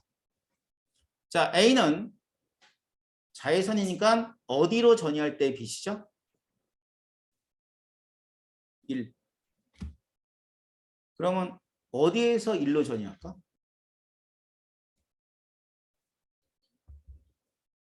자, 봐봐. 여기 보세요. 좀 어렵네. 자, 봐. 이게 에너지가, 자외선 중에 에너지가 제일 큰 빛이야, 작은 빛이야? 오케이, 작은 빛. 그러면 1로 떨어지는데 2에서 1로 떨어질 때하고 3에서 1로 떨어질 때 어느 게 더 에너지가 작을까? 그렇지. 그 제일 작은 거야. 2에서 1이. 무슨 말인지 알겠어? 그러니까 이 빛은 2에서 1이라면 A는 3에서 1. 그렇죠. A는 N이 3에서 1로 전이할 때입니다. B 볼까요? B. 자, B는 어디에서 어디로 전이할 때요? N이 어디에서? 2에서 1로 전이할 때입니다. 그럼 C도 한번 해보자. C, D. D부터 할까? D. 자, D는 어디에서 어디로 전이할 때요? 응? 아니, 가시광선이라니까. D는 3에서 2지. 맞잖아. 자, 가시광선은 무조건 어디에 있던 2로 전이할 때야. 근데 가장 에너지가 작은 건 바로 위에 있는 3에서 2로 떨어질 때지. 그러니까 D가 3에서 2로 떨어질 때의 빛이에요. 그럼 C는 어떻게 돼요? 그렇죠. 4에서 이거 이해돼? 자, 그러고 나서 물어봐요. 여기까지는 자 전부 다 여러분이 기본적으로 알아둬야 되는 거예요. 뭘 물어보냐면 A라는 빛과 D라는 빛을 예를 들어서 얘네들의 에너지가 얼마만큼의 B냐를 물어봐. 그럼 계산하라는 얘기네. 그지? 우리 이제 델타 E라는 거 배웠잖아. 델타 E A 대 델타 E D. 자, 식을 써보자. 이온화 에너지 쓰고 자, 뭐라 그랬어요?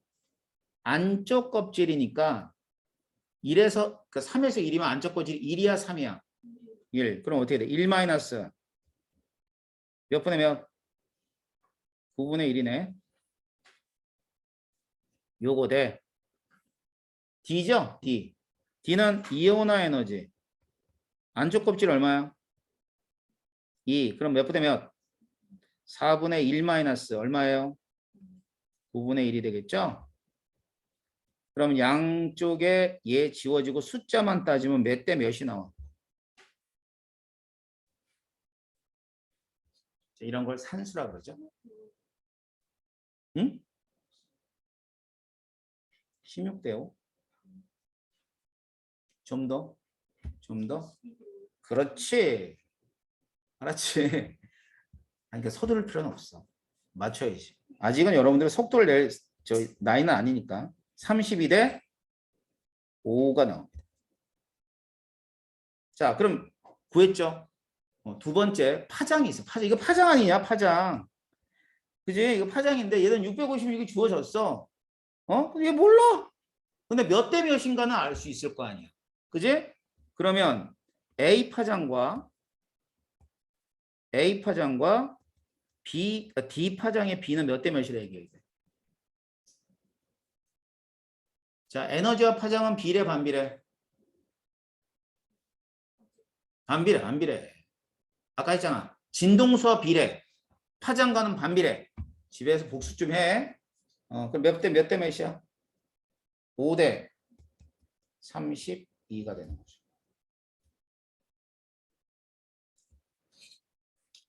그래서 이런 어떤 문제들이 우리 교재에 실려 있어요.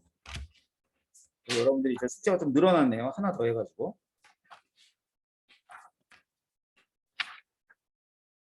자, 50페이지까지 숙제입니다.